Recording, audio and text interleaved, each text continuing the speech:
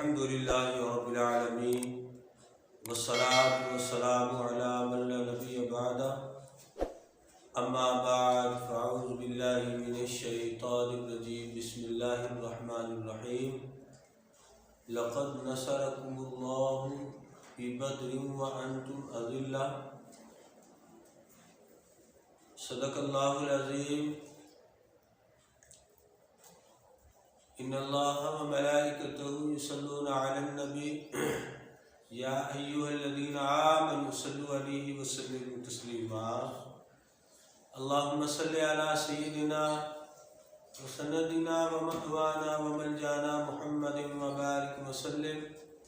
صلی علیہ صلاۃ و سلام علیک یا سیدی یا سیدی یا سیدی یا رسول اللہ الصلاۃ والسلام علیک یا رسول اللہ الصلاۃ والسلام علیک یا نبی اللہ الصلاۃ والسلام علیک یا خاتم النبیین بلغ العلا بکمالہ کشف الدجی بجمالہ حسنت جمیع خصالہ صلوا علیہ وآلہ بلغ العلا بکمالہ کشف الدجی بجمالہ حسنت جمیع خصالہ صلوا علیہ وآلہ۔ حمد و ثنا اور ہدیہ درود و سلام حضور آقا دو جہاں امام الانبیاء احمد مجتبیٰ نبی محمد مصطفیٰ صلی اللہ تعالی علیہ وسلم کی بارگاہ بے کس پناہ میں ہدیہ درود و سلام نظر کرنے کے بعد اللہ کریم جل جلالہ کی بارگاہ لم یزل میں دعائے دست دراز ہے کہ مولا کل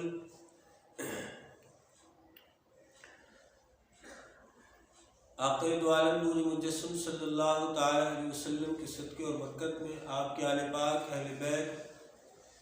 رضی اللہ تعالی عنہ کے صدقے اور برکت میں عطائے مرشدی سے جو کچھ بھی میں عرض گزار کرنا چاہتا ہوں اسے کم حق بیان کرنے اور ہمیں سن کر دل کی گہرائی سے عمل کی توفیق عنایت فرمائے، آمین۔ اللہ رب العزت ہمیں ماہ رمضان المبارک کی تمام برکتیں، اس کی نعمتیں اور رحمتیں ہم سب کو اللہ رب العزت عطا فرمائے اور اس کی بہاریں خوب لوٹنے کا جذبہ اور توفیق اللہ تعالیٰ عنایت فرمائے۔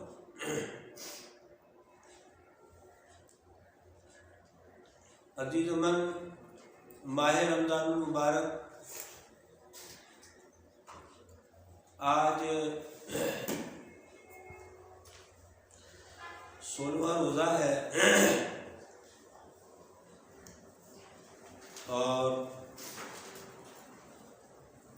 کل 17 ماہ رمضان المبارک ہے، یعنی کل وہ دن ہے جس دن اسلام کا ایک عظیم معرکہ اور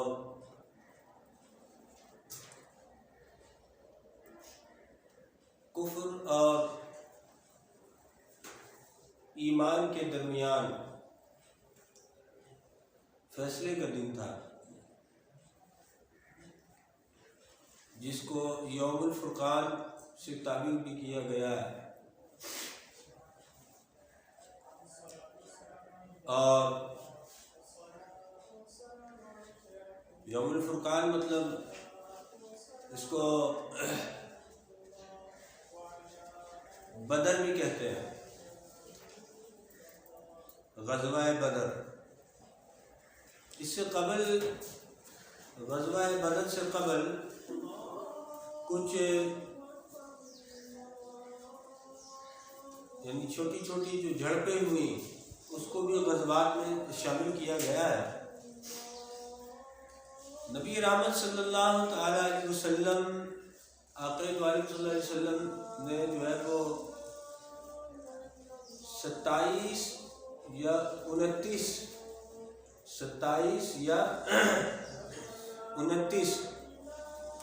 غزوات میں نبی پاک علیہ الصلوۃ والسلام نے شرکت فرمایا. یعنی غزوات کہتے ہی اسی کو ہے جس جنگ میں سرکار دو عالم صلی اللہ علیہ وسلم خود جلوہ گر ہو. تو اس کی تعداد جو ہے وہ 27 یا 29 ہے. تو بدر، غزوہ بدر سے پہلے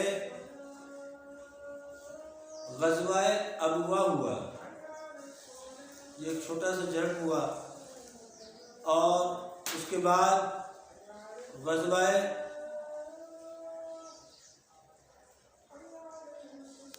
بوطا، یہ بھی ایک چھوٹا سا جو ہے وہ جھڑپ تھا جو کہ بدر سے پہلے رونما ہوا. اس کے بعد غزوہ عشیر ہے، غزوہ عشیرہ، یہ بھی غزوہ بدر سے پہلے رونما ہوا ہے. اس کے بعد غزوہ بدر اولا بھی کہا جاتا ہے اس کو، اور غزوہ صفوان، غزوہ صفوان، اور اس کو غزوہ بدر بھی، غزوہ بدر اولا بھی کہتے ہیں. یہ غزوہ بدر سے پہلے یہ رونما ہوا. غزوہ بدر ہجرت کے دوسرے سال واقع گزر ہوا، اور اس غزوے کو غزوہ اکبر بھی کہتے ہیں. غزوہ اور یہ بدر کے میدان میں واقع ہوا ہے، جس کو جو ہے وہ میدان بدر سے منسوب کیا گیا. سرکار دو عالم صلی اللہ علیہ وسلم کیونکہ حضور علیہ الصلوۃ والسلام نے 27 یا 29 غزوات میں نبی پاک علیہ الصلوۃ والسلام نفس نفیس خود حضور جو ہے وہ جلوہ گر رہے ہیں، لیکن ان میں سے سب سے زیادہ عظیم جو غزوہ ہے وہ غزوہ بدر ہے. اس اعتبار سے یہ غزوہ بدر اسلام اور کفر کے درمیان ایک پہلا معرکہ تھا، جس میں اسلام اور کفر جو ہے وہ الگ الگ ہوا، اور ایک عظیم فیصلہ رب نے فرمایا. تو بدر جو ہے، میدان بدر میں جو اصحاب رسول نثاران غلامان مصطفیٰ صلی اللہ تعالی علیہ وسلم، حضور علیہ الصلوۃ والسلام کے جو جانثار غلام تھے، ان کی تعداد جو ہے وہ 313 ہے. کتنا؟ 313 ہے. اور بعض نے کہا کہ کیونکہ اس میں 313 میں کچھ حضور کے غلام وہ ہیں جو نبی پاک علیہ الصلوۃ والسلام کی رضا اور مرضی سے اس جنگ میں غزوہ بدر میں شریک نہیں ہوئے، اور وہ اس جنگ میں نہیں تھے. لیکن حضور علیہ الصلوۃ والسلام کیونکہ حضور جو ہے وہ اختیار رکھتے ہیں، تو سرکار نے چند صحابی کو بدری صحابی میں شمار فرمایا. اب اس اعتبار سے بعض نے کہا کہ جو بدر میں صحابہ کرام جنگ کے لیے پہنچے، بعض نے کہا کہ وہ 300 تھے، اور بعض نے کہا نہیں جی 300 نہیں، وہ 305 تھے، اور بعض نے کہا 308 تھے. بہرحال اب اس کے علاوہ جن اصحاب کو نبی پاک علیہ الصلوۃ والسلام نے غزوہ بدر میں شمار فرمایا ہے، وہ یا تو 5 ہے یا تو وہ اللہ اگر وہ کیا کہتے ہیں کہ 305 بدر میں تھے تو پھر سمجھ لیں کہ تقریباً 7 یا 8 تقریباً وہ بنتے ہیں جن کو حضور علیہ الصلوۃ والسلام نے بدر میں شمار فرمایا۔ اب یہ بدر کا جو غزوہ بدر ہے، غزوہ بدر کیونکہ نبی پاک علیہ الصلوۃ والسلام سرکار دو عالم صلی اللہ علیہ وسلم وہ ابو سفیان کا جو ایک تجارتی قافلہ تھا، حضور اس کو تعقب کرنا چاہتے ہیں، اور اس قافلے کو، تجارتی قافلہ تھا مکے والوں کا، اس میں ابو جہل ہے اور اللہ بھلا کرے کہ وہ بڑے بڑے کفار جو ہیں، ابو لہب، ان خبیثوں کا جو ہے وہ تجارتی مال ابو سفیان لے کر جو ہے وہاں سے آ رہے تھے۔ تو وہ سرکار دو عالم صلی اللہ علیہ وسلم نے یہ ارادہ فرمایا کہ اس قافلے کو، تجارتی قافلے کو روکا جائے۔ ابو سفیان جو ہے اس کو یہ شک ہوا، اس نے جو ہے وہ مکے والوں کو خبر بھجوایا کہ جا کر جلدی سے خبر دو کہ اپنے تجارتی قافلے کی حفاظت کے لیے تم آؤ، نہیں تو تمہارا نقصان ہو جائے گا۔ اور ادھر سرکار دو عالم صلی اللہ تعالی علیہ وسلم کی پھوپھی وہ خواب دیکھتی ہیں کہ کوئی مکے کی چوٹی میں کھڑے ہو کر یہ آواز لگا رہا ہے، اے مکے والوں، اپنے گھروں سے نکلو، آؤ اپنے مقتل گاہ کی طرف۔ اور پھر آپ نے دیکھا کہ ایک بہت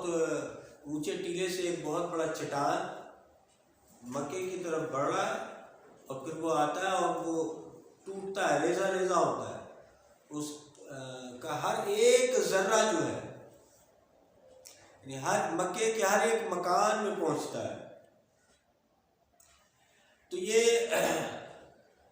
حضرت عباس رضی اللہ تعالیٰ عنہ کو یہ خواب جو ہے جب سنایا گیا، آپ سنیں تو یہ بات آگے چلی، تو یہ مکے میں کچھ کفار ابو جہل کے ساتھ بیٹھ کر اس بات پر تبصرہ کر رہے ہیں کہ پہلے تو ایک نبی تھے، اب جو وہ یہ اب ایک عورت بھی ہے جو نبوت کا دعویٰ کر رہی ہے اور اس طرح کی پیشن گوئیاں کر رہی ہے۔ لیکن اب یہ بات جب مکے میں پھیلنے لگا تو ابو جہل نے کہا کہ سن لو اے عباس، سنو، اگر یہ واقعہ 3 دن کے اندر اندر سچ نہ ہوا تو یعنی اس کی سچائیت کا کوئی راہ نظر نہ آیا تو پھر خانہ کعبہ کے در و دیوار میں یہ لکھوا کر جو ہے لٹکا دیں گے کہ بھائی مکے میں سب سے بڑا جھوٹا اور کاذب جو ہے وہ یہ لوگ ہیں، اس طرح کی باتیں۔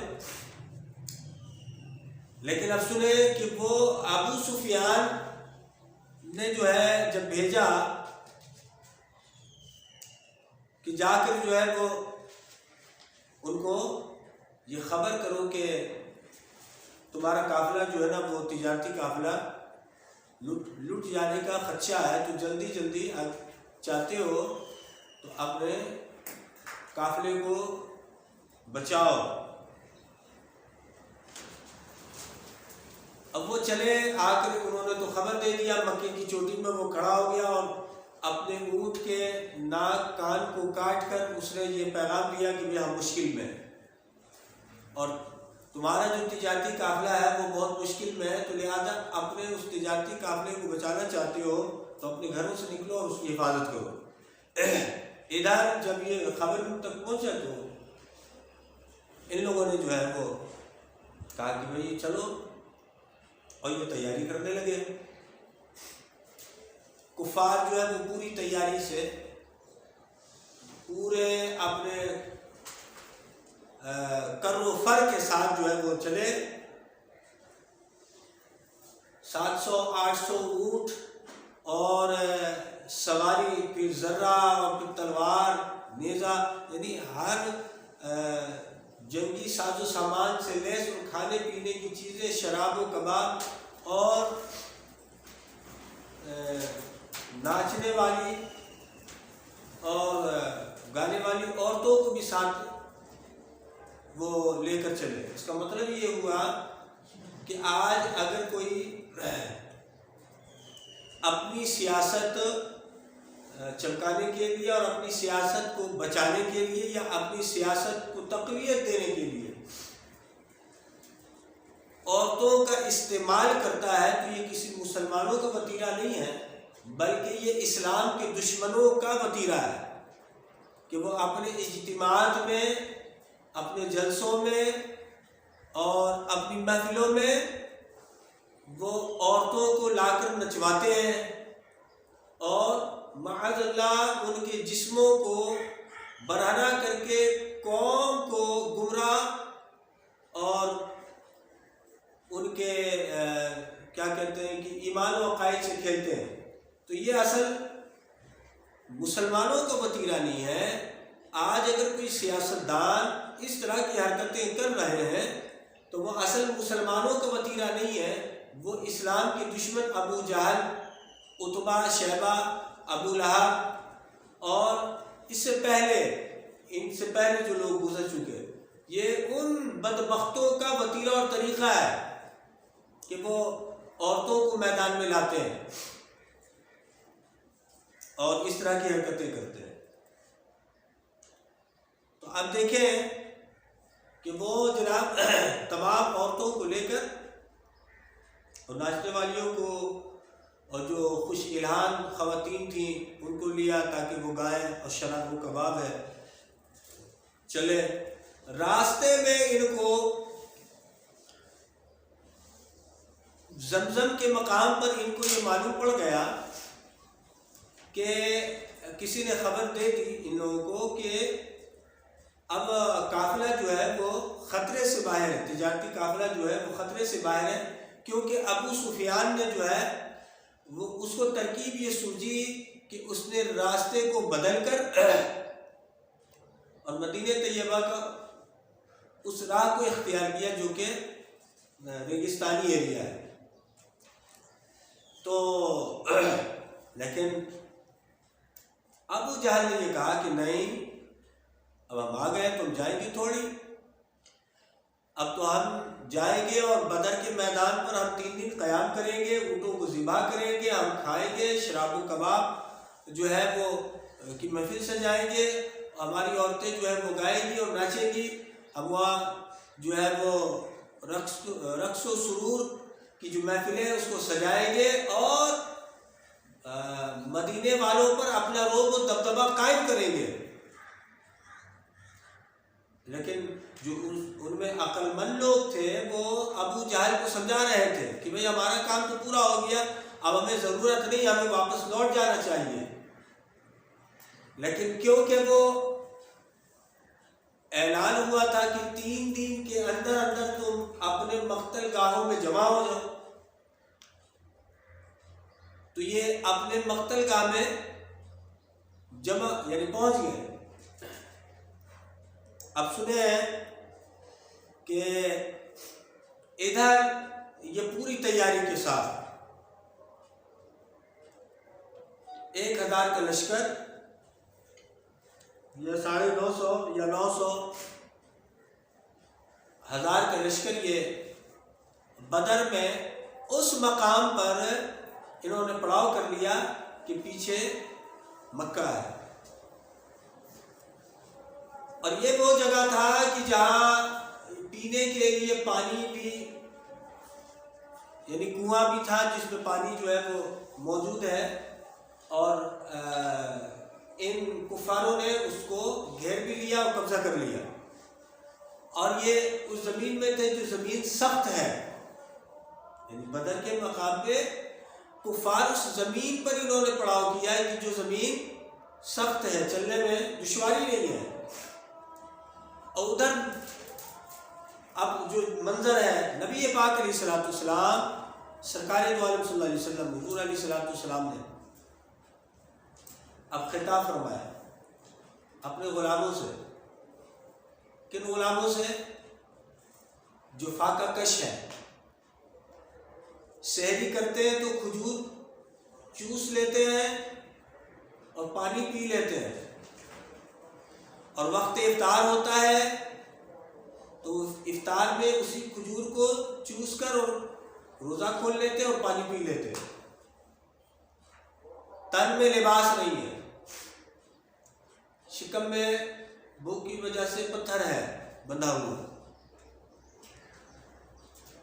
اب یہ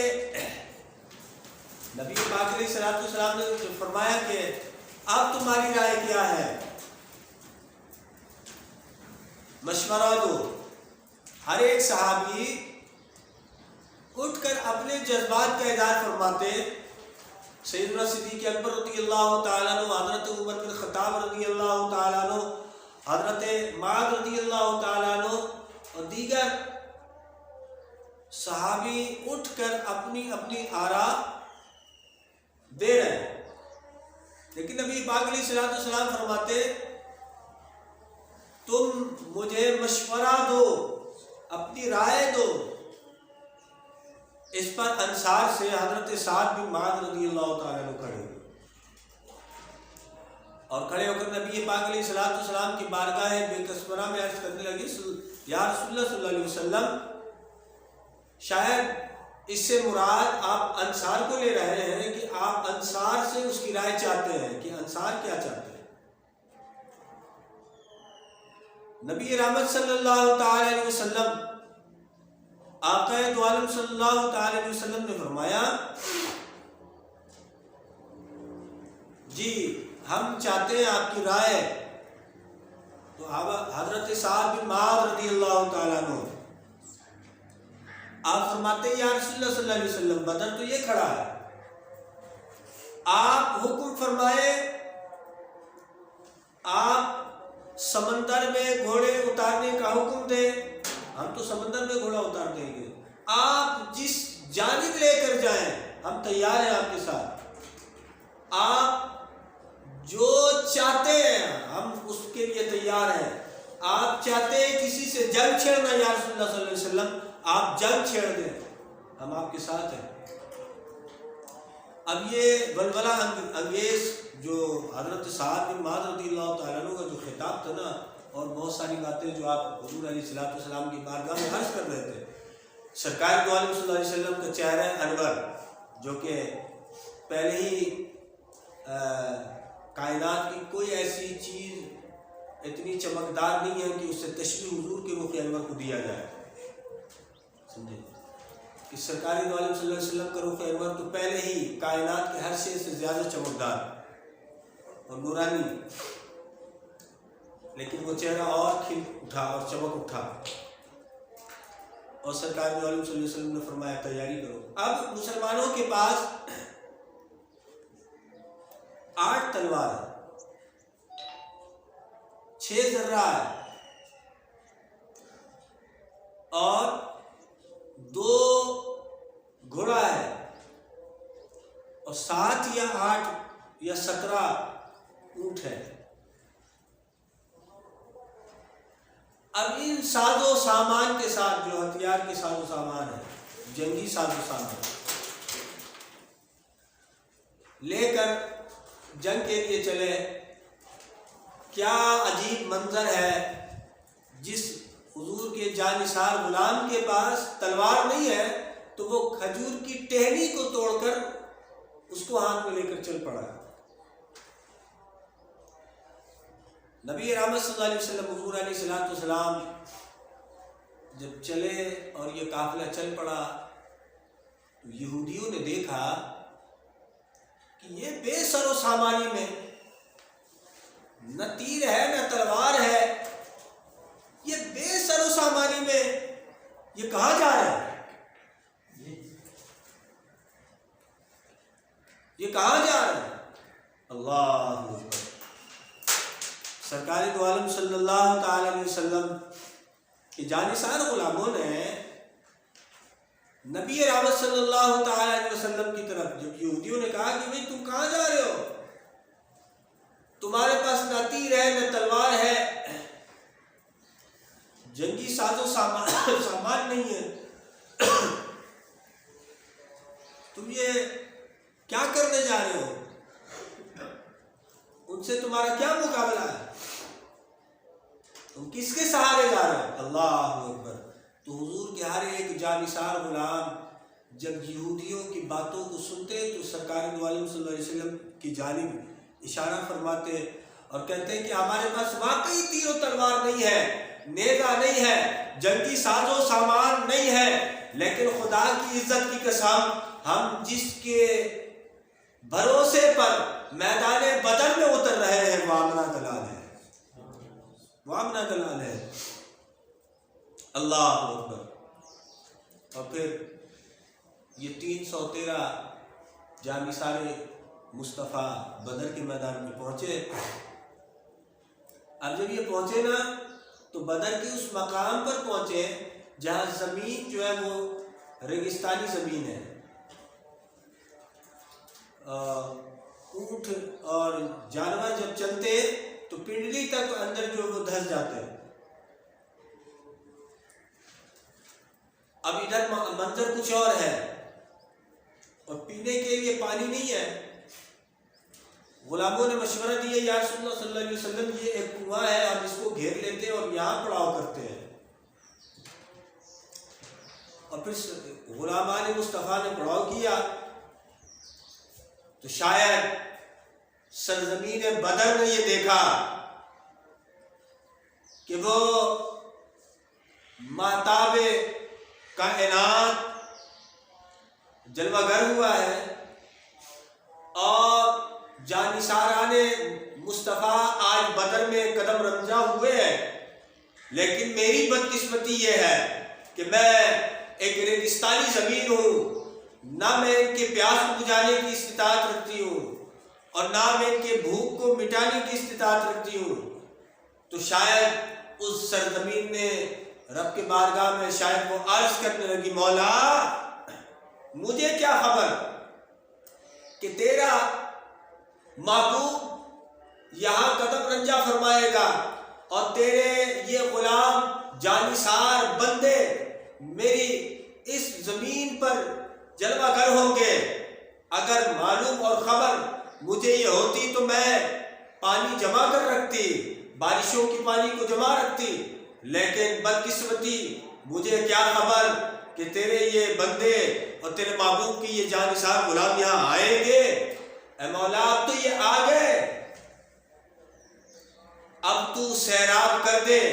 رحمت کی بارش برسا دے اور تو مجھے وہ سیراب کر دے تاکہ کچھ پانی میں جمع کر لوں تیرے بندوں کے لیے۔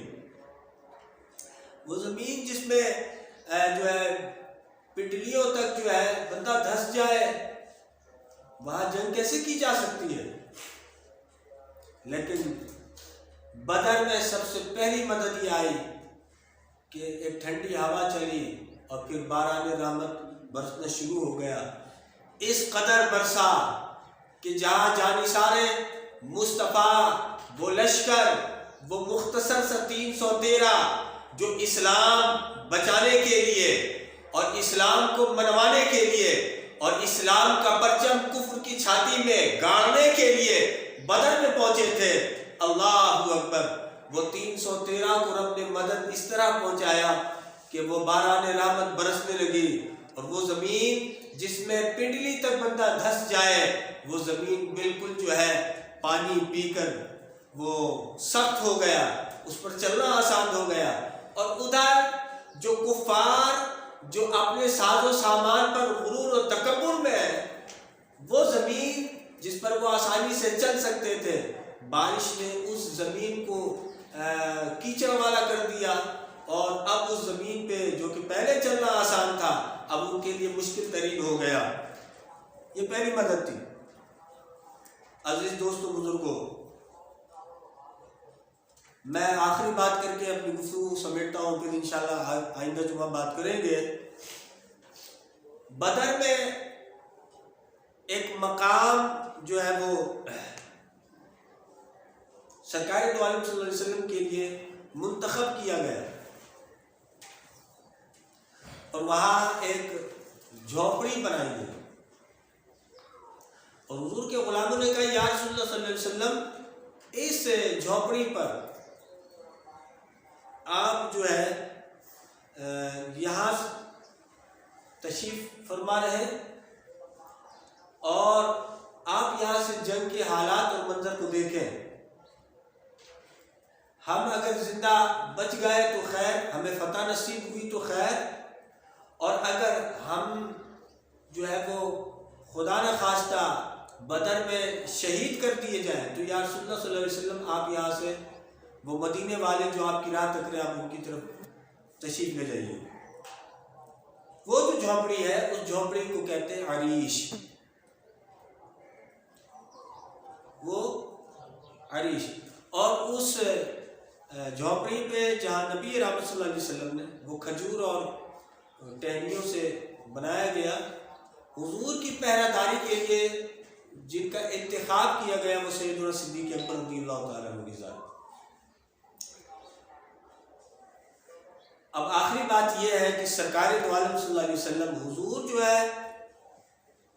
وہ 313 کو بدر میں لے کے پہنچے، اور اس کے بعد سرکار دو عالم صلی اللہ علیہ وسلم حضور سجدے میں چلے گئے، اور رب کے بارگاہ میں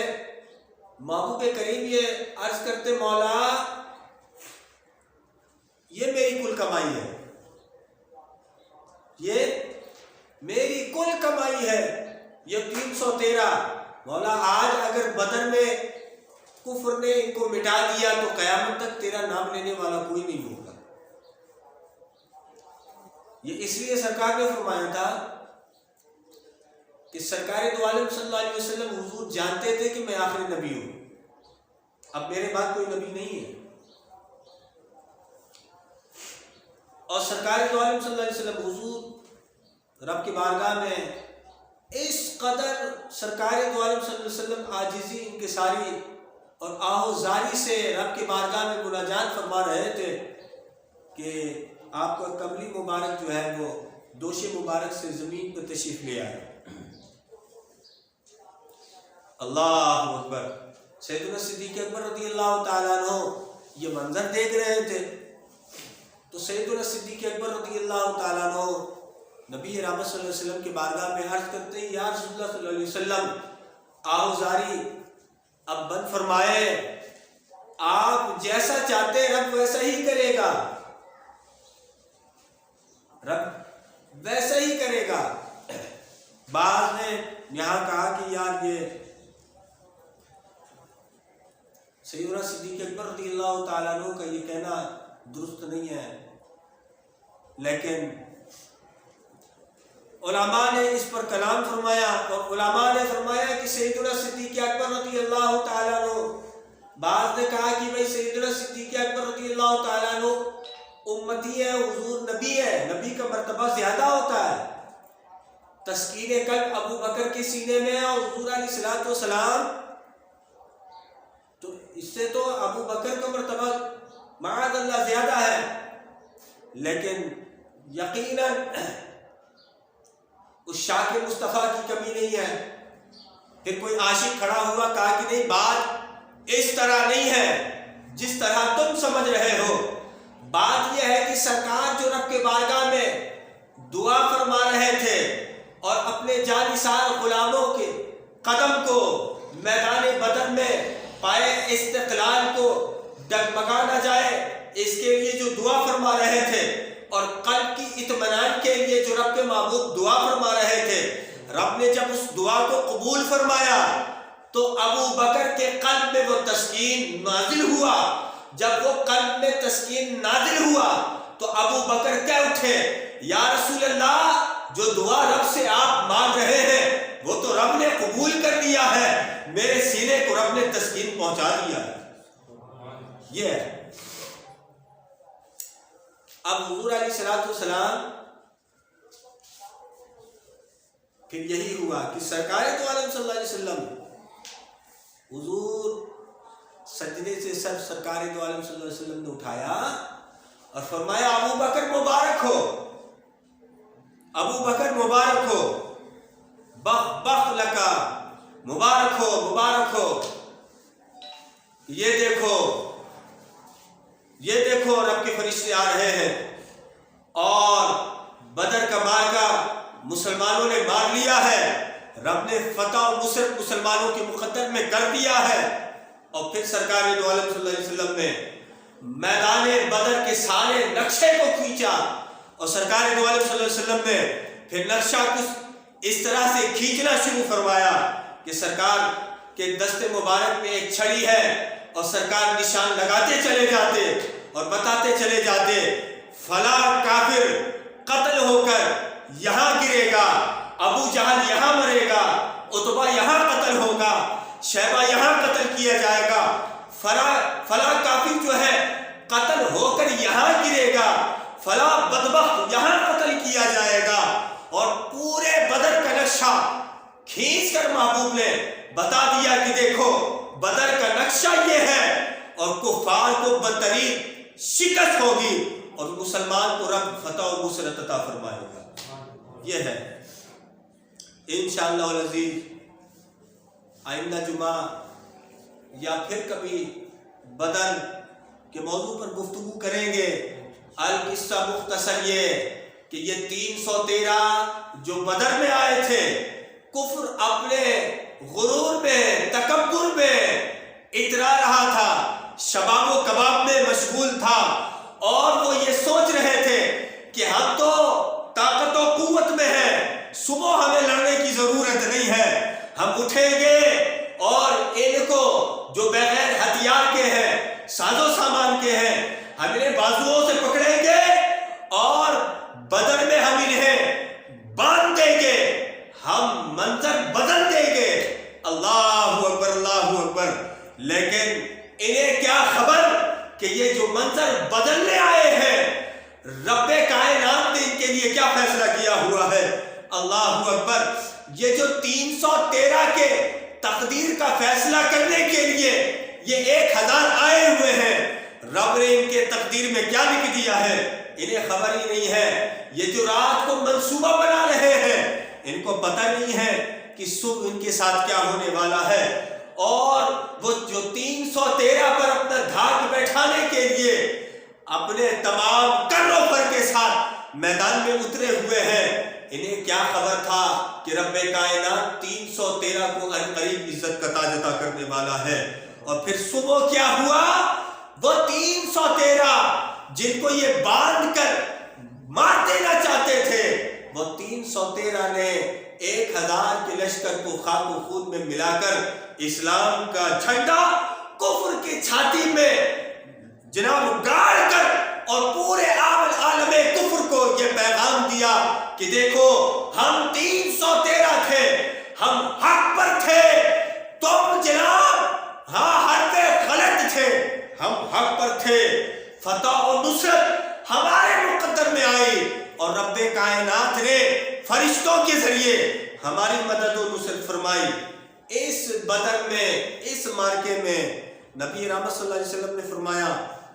5000, خود قرآن نے کہا یہ 5000 فرشتے بدر کے میدان میں مسلمانوں کی مدد کے لیے اترے اور خود جبریل امین آ گئے. اللہ اکبر. میرے عزیز دوستو بزرگوں, رب کا تو ایک فرشتہ کافی تھا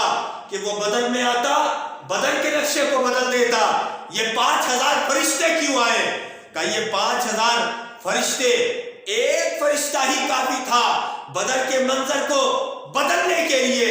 5000 مصطفیٰ جان رحمت کی حوصلہ افزائی کے لیے, سرکار دو عالم صلی اللہ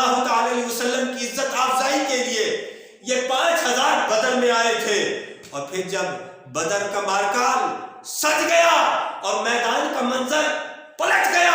اور 313 کفر کی چھاتی میں جا کر بیٹھ گئے اور اسلام کا پرچم جب گاڑ دیا اور فتح 313 کے مقدر میں آ گیا، تو اب جب یہ بدر کا منظر بدلا اور فتح نصیب ہوئی تو اب یہ فرشتے جانے لگے۔ لیکن سنیں، نبی رحمت صلی اللہ تعالی علیہ وسلم سیدنا حضرت جبریل امین علیہ السلام کا جانے کا منظر اور اجازت لینے کا منظر بیان فرماتے ہیں کہ جب جبریل امین جانے لگے تو حضور کے بارگاہ میں اس طرح سر جھکا کر اور مسکرا کر عرض کرنے لگے حضور کے بارگاہ میں کہ یا رسول اللہ صلی اللہ علیہ وسلم، اب تو آپ راضی ہیں، اب تو آپ خوش ہیں؟ تو سرکار دو عالم صلی اللہ علیہ وسلم جبریل امین کا یہ مسکرانا اور اجازت کا لینا، اب ہمیں اجازت ہے، اللہ اکبر، اب ہمیں اجازت ہے۔ تو سرکار دو عالم صلی اللہ علیہ وسلم جبریل امین علیہ السلام کو حضور مسکرا کر کہتے ہیں ہاں جبرائیل، میں راضی ہوں، خوش ہوں، اب اجازت ہے کہ آپ جائیے، اب آپ جائیے۔ اللہ اکبر، آئے تھے رب کے حکم سے، اللہ اکبر، جا رہے ہیں مصطفیٰ کے حکم سے۔ اے جبریل امین، آئے تھے رب کے حکم سے، چلے جاتے، حضور سے اجازت کیوں لے رہے ہیں؟ کہا کہ اللہ اکبر، آیا تو رب کے حکم سے ہوں، رب کے حکم سے ہی ہوں، لیکن رب نے ہی یہ حکم دیا ہے کہ جبرائیل بدر میں میرے حکم سے تو جا رہے ہو، لیکن بدر سے اس وقت تک مت لوٹنا جب تک میرا محبوب راضی نہ ہو جائے، محبوب راضی نہ ہو جائے، جب تک وہ اجازت نہ دے بدر سے لوٹ کر نہ آنا۔ پھر ایسا ہی ہوا، جب بدر فتح ہوا تو جبریل امین حضور سے اجازت لے کر اور پھر لوٹے۔ اللہ تعالیٰ ہم تمامین کو ان بدری شہداء اور نثاران غلام، ان کے جذبات اور جو ایمانی حلاوت ہے، اس کی لذتیں ہمیں بھی عطا فرمائے، اور وہ جوش جذبہ جو ان کے قلوب میں تھا، اس جذبہ جوش، اس کی تلچھٹ اللہ تعالیٰ ہمیں ہمارے سینے میں بھی عطا فرمائے۔ جس طرح وہ جذبہ شہادت لے کر وہ ہم وطن گوش رہتے تھے، اسی طرح ہمیں نبی رحمت صلی اللہ تعالی علیہ وسلم کی عزت و ناموس اور ختم نبوت کا تحفظ اور اسلام کی آبیاری اور ملک پاکستان کے تخت میں نظام مصطفیٰ کے لیے ہم وطن گوش رہنے اور جذبہ شہادت سینے میں لے کر جینے اور شہادت کی نعمت اللہ تعالیٰ میں عطا فرمائے۔ جب آپ دنیا سے جائیں تو اللہ تعالیٰ میں شہادت کی عظیم دولت سے سرفراز فرمائے۔ وآخر دعوانا ان الحمد للہ رب العالمین۔